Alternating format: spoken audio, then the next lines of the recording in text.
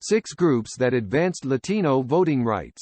From registering voters to battling suppression, these organizations have helped grow and empower America's Latino electorate. Latinos are the second largest group of voters in the United States, and each year, 1 million become eligible to cast ballots. As with any community that has long faced discrimination and attacks on their voting rights, the challenge has been to expand registration and increase election day impact.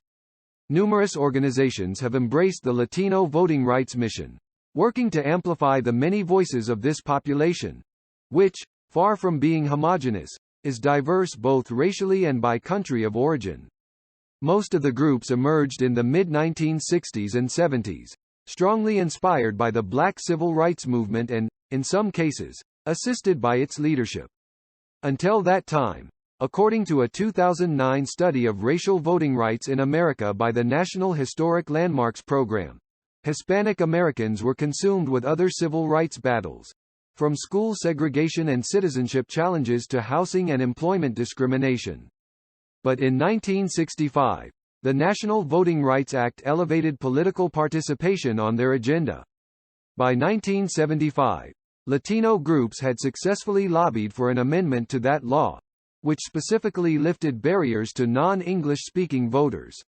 Here are 6 groups that historically made a significant impact on growing and empowering the Latino electorate. The League of United Latin American Citizens, LULAC.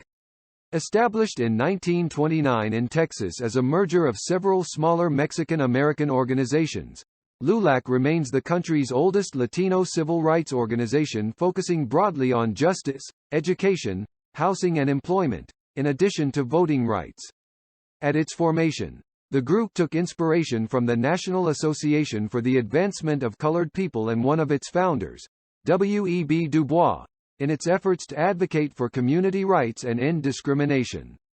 LULAC's earliest political efforts included lobbying to repeal a poll tax in several states and voter registration drives nationwide.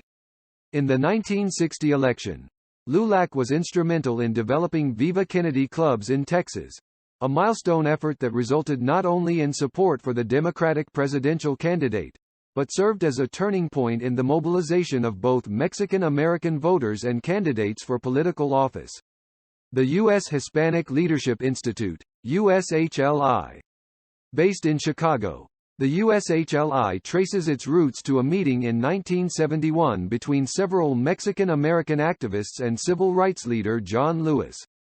At the time, Lewis ran the Voter Education Project, VEP, an organization focused on increasing black voter registration in the South following the 1965 Voting Rights Act. These Mexican-American leaders asked Lewis to expand VEP's efforts into the Southwest and Midwest, and young activist Juan Andrade went to work with Lewis, becoming VEP's Texas state coordinator. Andrade later established the Midwest Voter Registration Project in Ohio, modeling it after VEP, that later became the USHLI in Chicago, promoting its mantra of maximizing participation in the electoral process.